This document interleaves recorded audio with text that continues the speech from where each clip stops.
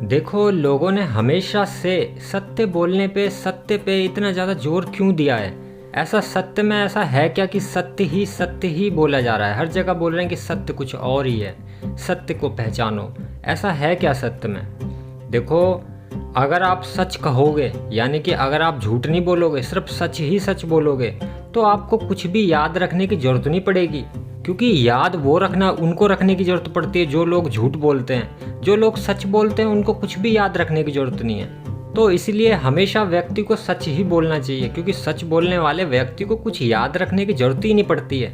और यहाँ तक कि सच बोलने से हमारे शरीर का आत्मविश्वास भी बढ़ता है और हमारी जो अज्ञानता है वो भी दूर होती चली जाती है। और सच बोलने से मृत्यु का जो डर होता है वो भी खत्म हो जाता है और जीवन को वही व्यक्ति पूरी तरीके से जीता है जो हमेशा सत्य के ऊपर चलता है। देखा जाए तो दयालुपन वह भाषा है जिससे आप हर जीव से, हर व्यक्ति से जुड़ सकते हो। तो आज के समय में प्रत्येक व्यक्ति को अपने हृदय के अंदर दयालुपन रखना चाहिए, दयालुता रखनी चाहिए उसे। क्योंकि दयालुपन आने के बाद में हम शब्दों से नीचे उतर के भावनाओं में प्रवेश कर जाते हैं, और भावनाएं ही वो जगत है जहां हम हर जीव मात्र से जुड़ सकते हैं, हर जीव जंतु से जुड़ सकते हैं।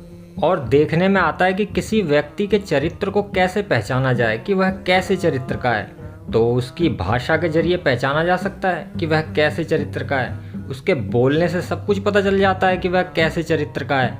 और देखो, किसी से बहस करने से अच्छा तो ये होता है कि चुप होकर तुम बेवकूफ़ बन जाओ। ये सबसे अच्छा होता है, क्योंकि किसी से बहस करोगे वो बहस पे बहस करता चला जाएगा। इससे बढ़िया आप चुप हो जाओ और चुप होकर बेवकूफ़ बन जाओ, वो सबसे अच्छा होता है। क्योंकि देखो, हर व्यक्ति वही चांद है जिसकी दूसरी साइड हमेशा छुपी ही रहती है, वह किसी को भी नहीं दिखाई देती। और देखा जाए तो हर किसी के जीवन में दो दिन बहुत ही ज़्यादा महत्वपूर्ण होते हैं। एक तो वो दिन होता है जिस दिन वह पैदा हुआ है, और दूसरा वह दिन होता है जिस दिन उसको अपने जीवन का मकसद पता चल जाता है, अपने जीवन का लक्ष्य पता चल जाता है। और देखो, व्यक्ति को कभी भी बेवकूफ़ लोगों के साथ में बहस नहीं करनी चाहिए ज़्यादा, क्योंकि वे आपको अपने स्तर पर लेकर आ जाएंगे, नीचे गिरा देंगे आपको, और फिर आपको जो है अपने अनुभव से हरा ही देंगे, मतलब आपको वह गलत ठहरा ही देंगे। तो इसलिए बेवकूफ़ लोगों के साथ में ज़्यादा बहस करनी नहीं चाहिए, क्योंकि वो किसी भी तरीके से अपनी बात को आपसे मनवा ही लेंगे। और देखो, व्यक्ति को हमेशा अच्छे दोस्त बनाने चाहिए, अच्छे लोगों से बातें करनी चाहिए, अच्छे विचारवान पुरुषों के साथ में उठना बैठना चाहिए, ज्ञान अपनाना चाहिए, और इसी को जीवन का आदर्श भी बनाना चाहिए। और देखो, देखने में आता है कि गुस्सा और क्रोध एक ऐसा तेजाब है जिस पर अगर वो डालता है तो डालने वाले के ऊपर ज़्यादा नुकसान नहीं होता, लेकिन जो वो क्रोध और गुस्सा जिसके अंदर रखा हुआ है उसको वह बहुत ज़्यादा नुकसान पहुंचा देता है। तो क्रोध एक ऐसा तेजाब है कि जिस पे डाला जाता है वह इतना ज़्यादा नुकसान नहीं पहुंचता उसको, लेकिन जिसके अंदर रखा होता है उसको बहुत ही ज़्यादा नुकसान पहुंचा देता है। तो क्रोध करने से तो हमेशा ही बचना चाहिए। और देखो, भले ही व्यक्ति अपने कपड़ों की तरफ ध्यान ना दे कि उसने किस तरीके के कपड़े पहन रखे हैं, उसकी आस्तीन के बटन लग रहे हैं या नहीं, ये सब चीज़ें तुच्छ हैं, लेकिन व्यक्ति को हमेशा अपने आत्मा को तंदुरुस्त रखना चाहिए, अपनी आत्मा को दुरुस्त बनाकर रखना चाहिए। कपड़े इतने ज़्यादा मायने नहीं रखते जितने की आत्मा रखती है। तो अध्यात्म को पहचानो। और देखो, इंसान ही एक ऐसा प्राणी है जो कि शर्मिंदा हो जाता है, इसलिए कभी भी इंसान को, व्यक्ति को ऐसा काम नहीं करना चाहिए जिससे कि उसको शर्मिंदगी महसूस करनी पड़ जाए।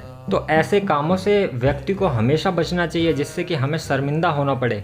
आज के समय में अगर देखा जाए तो लोग खुद को खुश करने के लिए, अपने आप को खुश करने के लिए नए नए तरीके खोजते रहते हैं। नित्य दिन, प्रत्येक दिन नए नए तरीके खोजते हैं। लेकिन देखा जाए तो खुद को खुश करने का सबसे आसान तरीका है क्या?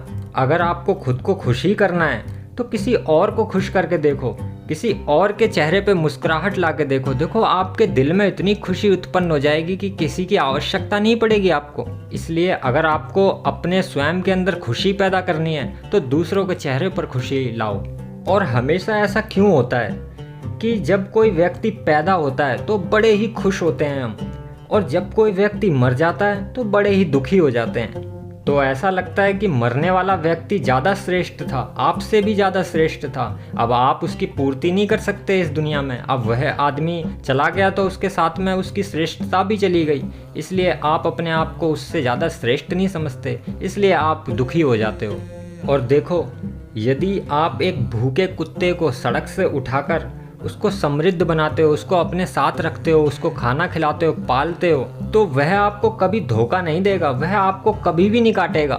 लेकिन वहीं अगर आप किसी मनुष्य को सड़क से उठाकर और उसको समृद्ध बनाते हो, तो उस पे भरोसा करना, इसमें संदेह है, संकोच है। क्योंकि कुत्ता आपको कभी धोखा नहीं देगा, वह वफादारी निभाएगा। लेकिन मनुष्य के साथ में वफादारी की उम्मीद करना, ये तो व्यर्थता है। यह संकोच का प्रश्न है। ओम नमः शिवाय।